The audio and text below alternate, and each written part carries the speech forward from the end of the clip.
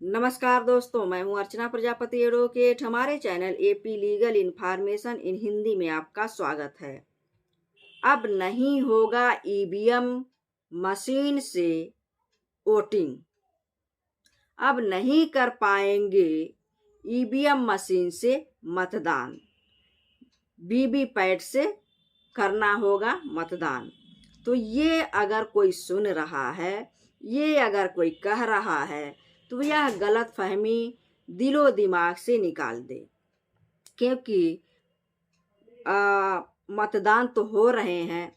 Supreme court ने साफ साफ कह दिया है, अगर मतदान होगा 2024 की, तो यह अहम फैसला होगा सुप्रीम कोर्ट का कि ईवीएम मशीन से ही होगा।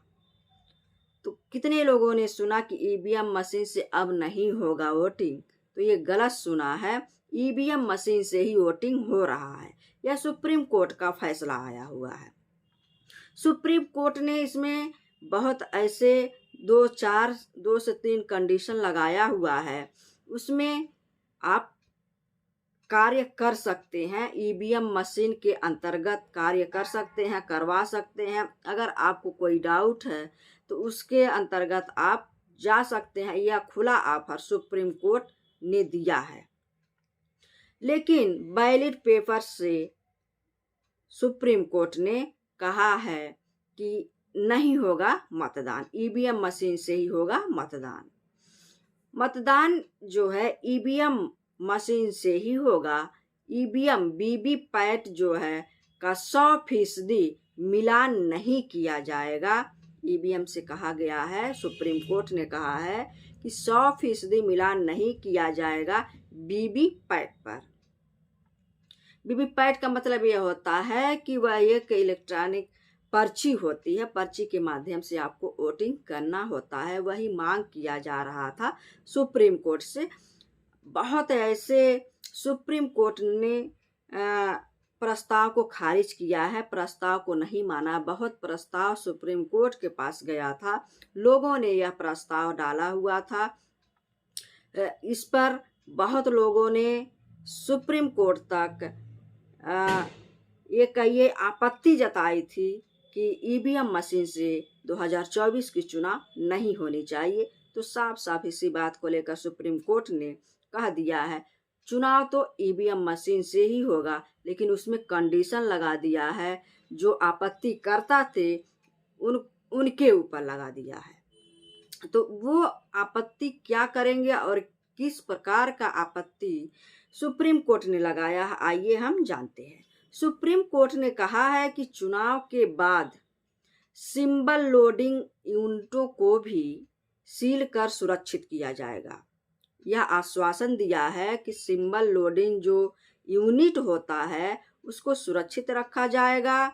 और यह भी निर्देश दिया है, अगर कोई उम्मीदवार चाहता है कि ईवीएम मशीन का वह जांच कराना चाहता है, टेक्निकल टीम द्वारा जांच कराना चाहता है, ईवीएम मशीन के माइक्रो कंट्रोलर जो होता है प्रोग्राम की जांच कराना चाहता है, तो उसके पास यह विकल्प होगा, वह बिंदास करा सकेगा।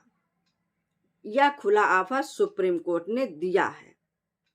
उसके बाद और भी कंडीशन इसमें लगाया है। सुप्रीम कोर्ट ने कहा है यह काम कब करना होगा, जब चुनाव का घोषणा होने वाला होगा।